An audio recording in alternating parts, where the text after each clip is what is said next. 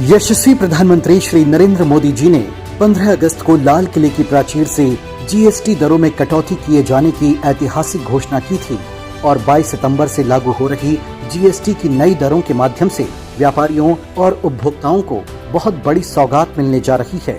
कल यानी नवरात्रि के प्रथम दिवस 22 सितंबर को सूर्योदय के साथ ही नेक्स्ट जनरेशन जीएसटी रिफॉर्म्स लागू हो जाएंगे। एक तरह से कल से देश में जीएसटी बचत उत्सव शुरू होने जा रहा है। प्रधानमंत्री जी के इस दूरदर्शी निर्णय को जन जन तक पहुंचाने और व्यापारियों को इसकी व्यापक जानकारी देने के उद्देश्य से मुख्यमंत्री डॉक्टर मोहन यादव 22 सितंबर को भोपाल के ऐतिहासिक चौक बाजार में व्यापारिक, वाणिज्यिक एवं सामाजिक संगठनों के करीब 300 प्रतिनिधियों और आम जन से सीधे संवाद करेंगे।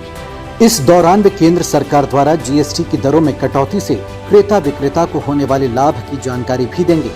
मुख्यमंत्री डॉक्टर यादव जीएसटी रेजोल्यूशन की प्रतियां वितरित कर व्यापारियों की जिज्ञासाओं का समाधान भी करेंगे। साथ ही स्वदेशी वस्तुओं की खरीदी कर वोकल फॉर लोकल और स्वदेशीकरण को भी प्रोत्साहन देंगे।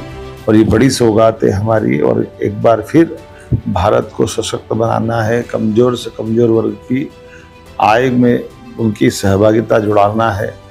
तो लघु उद्योग हो, सूक्ष्म हो, मध्यम हो, सभी प्रकार के उद्यमियों से द्वारा निर्मित चीज़ों का ही हम न केवल जीवन में वापरें, बल्कि हम गर्व से अपने स्वदेशी के भाव को बढ़ाएं, make in India, made in India को बढ़ाएं। मेरी अपनी ओर से स्वदेशी के इस मंत्र को नवरात्रि के समय से लगाने के कारण से रोजमर्रा की चीज़ में हमारा ध्यान पर्व से बहुत मजबूत होता है।